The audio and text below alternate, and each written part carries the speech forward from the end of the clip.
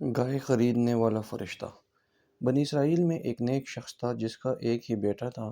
اس کے پاس ایک بچیا بھی تھی۔ خدا کا کرنا ایسے ہوا کہ اس شخص کا انتقال ہو گیا اور اس کا بیٹا اپنی ماں کے سائے میں پرورش پانے لگا۔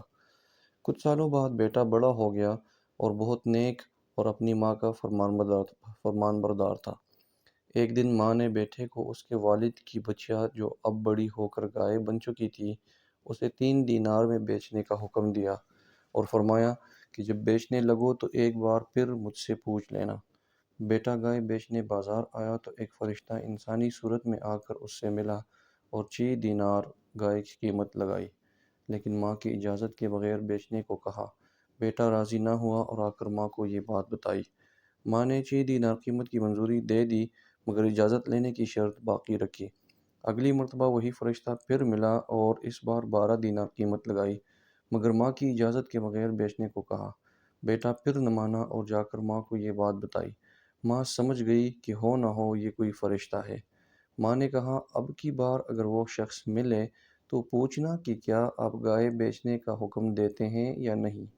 اگلی بار ملنے پر جب بیٹے نے یہ سوال کیا تو وہ فرشتہ بولا ابھی اسے مت بیچو۔ جب بنی اسرائیل اسے خریدنے آئے تو اس کی قیمت یہ لگانا کہ اس گائے کی کھال میں سونا بھر کر دیا جائے۔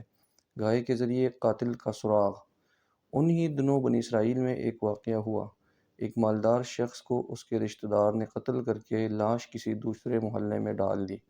جب چھان بین کے باوجود قاتل کا پتہ نہ چلا تو لوگوں نے اس معاملے کے حل کے لیے حضرت موسیٰ علیہ السلام کی بارگاہ میں عرض کی۔ آپ نے فرمایا ایک گائے ذبح کر کے اس کا کوئی حصہ مقتول کو مارو، وہ زندہ ہو کر قاتل کے بارے میں بتا دے گا۔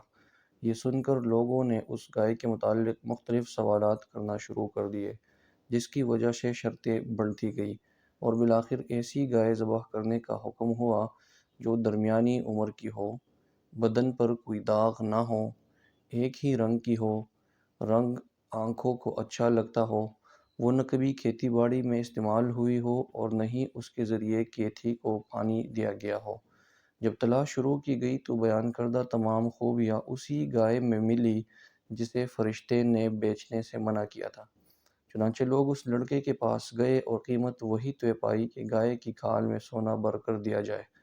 یوں وہ لڑکا بھی امیر ہو گیا اور مالدار شخص کے قاتل کا بھی پتہ چل گیا۔ ماخوذ الصراط الجنان۔ حکایت سے حاصل ہونے والے مدنی پھول۔ پیارے بچوں، حدیث شریف میں ہے کہ اگر بنی اسرائیل سوالات نہ کرتے تو جو گائے ذبح کر دیتے وہ کافی ہو جاتی۔ نبی علیہ السلام کے حکم پر بغیر ہچکچاہٹ کے عمل کرنا چاہیے، بہانے نہ بنائے جائے۔ کیسی ہی مشکل یا پریشانی ہو اللہ پاک کے نیک بندے عطائے الہی سے حل فرما دیتے ہیں۔ والدین کے فرمانبردار کو اللہ پاک دنیا و آخرت دونوں میں نوازتا ہے۔